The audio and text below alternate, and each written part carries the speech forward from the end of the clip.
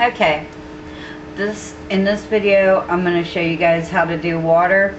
I had Bill put in this little walls for me to enclose the water, because when you put water on a map, it needs to be enclosed on all four sides.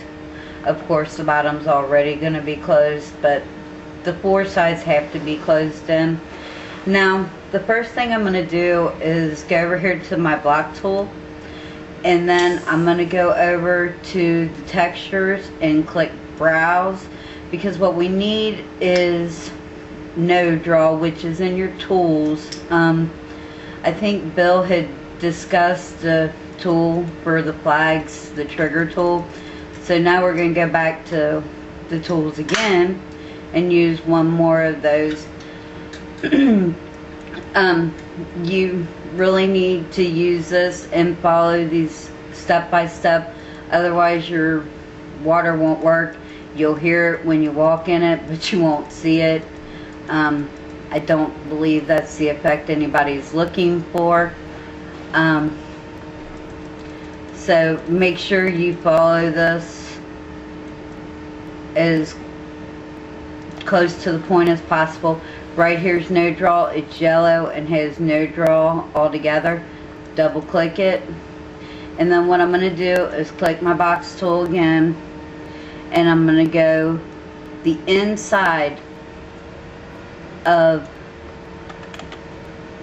the box that Bill put in for me. Make sure it's all even, because we don't want no flashes, and create the object. Now what I'm going to do is highlight it, and I'm going to click the displacement tool. We'll go into more detail of what you can do with this tool later, but for this application you need to click on it, and then you would come to browse, click browse. Bill, would you type in moving plane for me in the filter?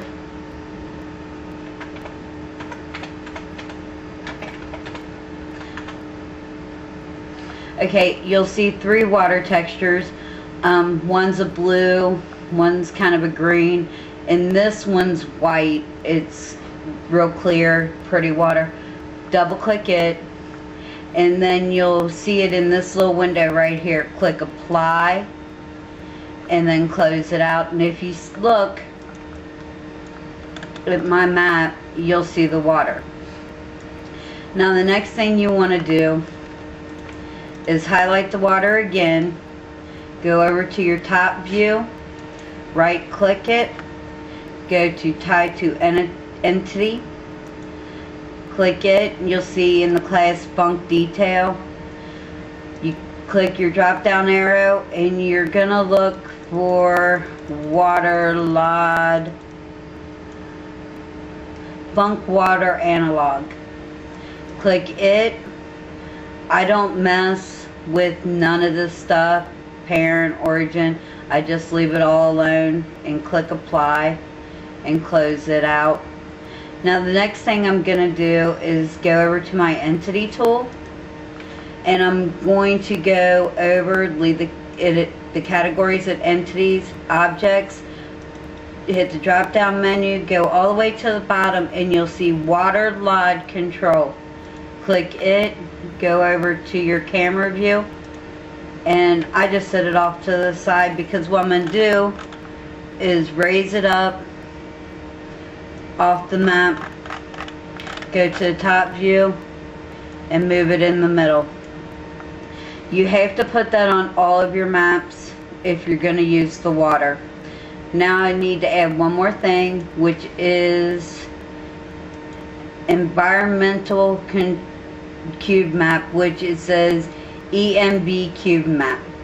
Now I'm going to add it, go to camera view, click it, and I'm going to put it right in the same spot, right next to it. Now the thing with this thing is you right click it, go to the properties, go to brush faces. Now it says pick. Now I'm in the wrong spot to be doing this. You want to get right above it and make sure it's highlighted, then right click it and go down to properties, brush faces. Over here it says pick, click it and point it right at the water. Hit apply. I don't know if you can see this detail or not, but there's a little yellow line that points straight to the water from the EMV cube map, and that's all you need to do to have water. Another thing with this is bodies of water. Be really careful. If you make them huge bodies of water, you need to add more of these EMV cube maps. But I've also found that even though you add these EMV cube maps, you still have lag issues. So be really careful on how much water you use and on what type of map you use it, because like me and Bill have told you guys, the more detail you have, the more lag issues you have, the more problems you'll have compiling, and just give yourself a headache. But other than that, that's so water. in other words, you're saying keep the water to the smallest amount possible. Exactly. We've already found out with Battle Creek that a lot of water is a bad thing. Everybody knows that. They see how laggy it is, and we've tried to work on those issues, and it's no good. Exactly. The only map that I've seen that don't have a lag issue is the tower, but that's because it's an orange map. So, you know, like I said, more detail. Battle Creek is an outdoor map, trees, hills, the whole 9 yards, and it just don't work. So you want to use the smallest amount of water possible if you're going to use it on an outdoor map. But that's it. And if this helps,